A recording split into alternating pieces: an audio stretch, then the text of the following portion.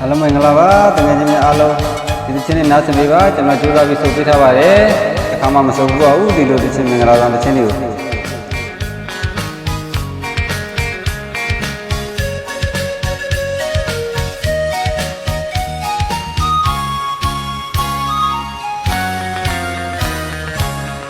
ဘိုးသမီးလေးတွေကိုကြည်သက်ခွဲ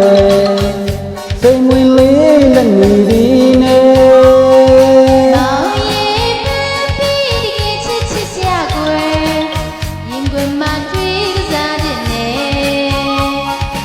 ဘယ်လိုချင်းဖမ်းပြီးမြမောင်ကျင်နာသူရဲ့ဒီဒီအလားထိချခွေမောင်ရင်ခွေလေးဝေ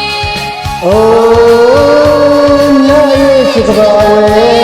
အသေးချင်းကလေးမခွဲရရဲ့ဒုမြောက်တဲ့ခွဲ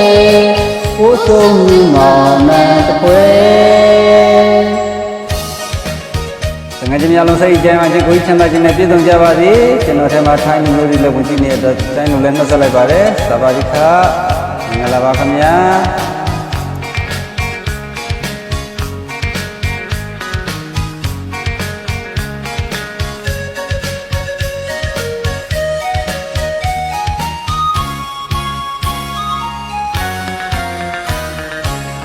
ကိုယ်စုံလေးရဲ့ရှဲတလားကွယ်သမင်ပြန်ဝေးပြနေတာရဲ့မောင်ရဲ့ပြန်ပြီးကိုဝေးမပြေဖို့ကွယ်ရင်ခွင်မှာတွေ့ကစားတဲ့နဲ့ဘယ်လိုချင်းဖမ်းပြီးမဲ့မောင်ကျင်နာသူရဲ့ဒီဒီအလားထိချခွေမောင်ရင်ခွေလေးဝေဟိုးမြတ်ရဲ့ချစ်ကပါဝဲ